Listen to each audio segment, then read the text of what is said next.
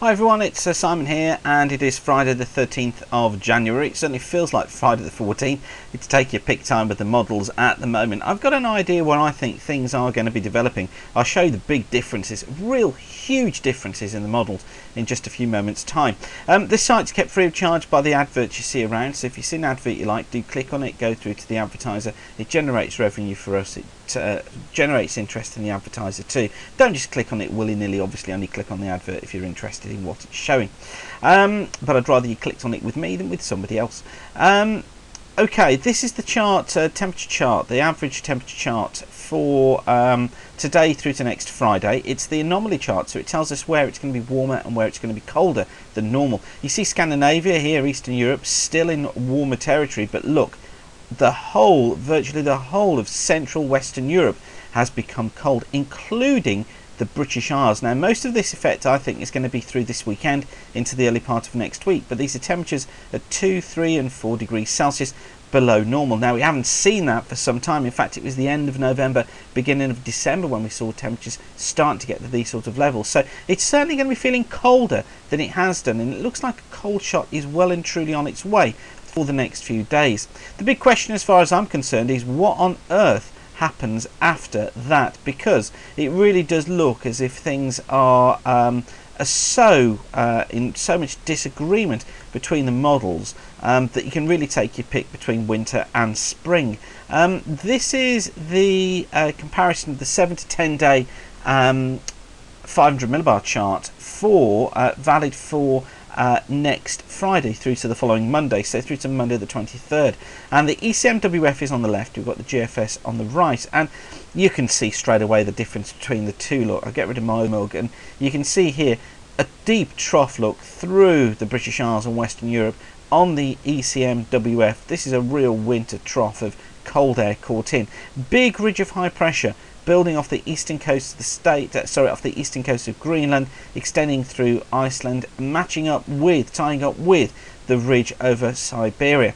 Compare that to the GFS, which has a much weaker ridge look, a flatter ridge, and the trough further east of the British Isles. And notice too that the jet on the GFS chart is coming straight across the Atlantic, as you would expect it to do so, whereas on the ECMWF it's heading north through Greenland and then plunging south to the west of Spain and heading into Africa, then through the Mediterranean, with a section of it going through Greenland as well. Effectively the jet streams become split as this cold pool develops. So the big question is, of course, which one of these are going to be right? This has taken the world's best mathematicians and physicists to come up with these models, and they come up with two completely different answers. So where do we go from here? So what about the actual charts? How do they look? I've been going on about the difference between the ECMWF and the GFS. Let me just show you what's going on here. This is the forecast from the GFS for next Monday, 23rd of January, or week on Monday, 23rd of January, and notice that got a cold pool here across the northern parts of Canada, look, extending through into Iceland, and we got low pressure here east of Iceland with a westerly flow across the Atlantic. That's quite a cool westerly flow coming across the Atlantic into Europe, and we've got a cold pool here across eastern parts of Europe, so a trough here, some wintry weather, some much colder weather to come across these eastern parts of Europe. In fact, they've been pretty cold through most of the winter, but to the west, yes, we've been cooler weather. That would bring some snow showers through the high ground of Scotland, but really temperatures around 1 or 2 degrees below normal. Now, just make a comparison of that with that. This is the ECMWF for the same time for a week on Monday, but notice that this deep trough look is through the British Isles. This is severe winter cold across Scandinavia, running through much of central Western Europe down into Iberia, and bringing some very cold, very wintry weather through the British Isles. So a complete contrast between these two models, and really the difficulty is in deciding what actually goes on with them. Let me just show you a closer up view of those. This is the view for next Saturday from the ECMWF, and this is real winter. This is low pressure off the east coast of East Anglia with a northeasterly flow. This is heavy snow for much of England, Wales, eastern parts of Scotland too, and bitterly cold conditions. Notice the ridge that's built out here in the Atlantic to the east of Canada, running up through Greenland. This is the absolute key to this particular weather pattern. Compare that, if you will, with the GFS. This is for the same time. This is Saturday at midnight. But look, the low is much further east across the Balkans. The trough is further east too, through central parts of the Mediterranean. And the ridge that was in here, you may remember, on the ECMWF, is actually tilted forwards and is northwest of Scotland.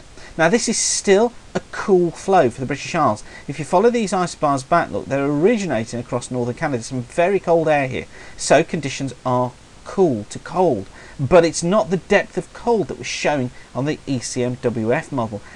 I still favour the GFS. I still think the ECMWF has overdone the cold, but I must admit I've got some collywobbles in there. I do think that the GFS has probably got it about right, that the flow is cool to cold, certainly compared to what we've had, but it isn't a freeze, whereas the ECMWF does have a snowy, wintry freeze showing on it. Of course, the problem is, which one do we go with? And as I've said, at the moment, I think I'm going to lean more towards the GFS. And by doing that, we can have a look at these charts too. This is the forecast for Birmingham maximum and minimum temperatures for the next few days. You can notice how, look, they're much cooler than they will be, than they have been. We've got 6s here today, but look, bumbling around the 4 mark into the early part of next week, before slowly picking up into the middle of next week. I do think this is overdone a touch. I think these are probably going to be nearer the 5 or 6 mark too.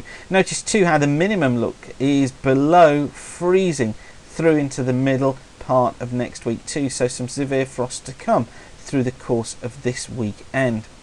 So I'm going to leave you with that chart again, and leave you pondering this thought of the ECMWF bringing in some very, very cold winter weather, whereas the GFS just making it feel a little bit cooler. I'm going to update on the musings, obviously, on the website www.weatherweb.net/wxwebtv.htm. I'm going to update through there on the musings, give you updates as to what the models are doing and how things look as if they're going to be progressing towards the end of next week. But for now, thanks for watching. Keep the sun shining. You are going to need the winter woolies, but I'm not sure if the thermals will be required just yet. I'll have more on it for you through the weekend. Thanks for watching.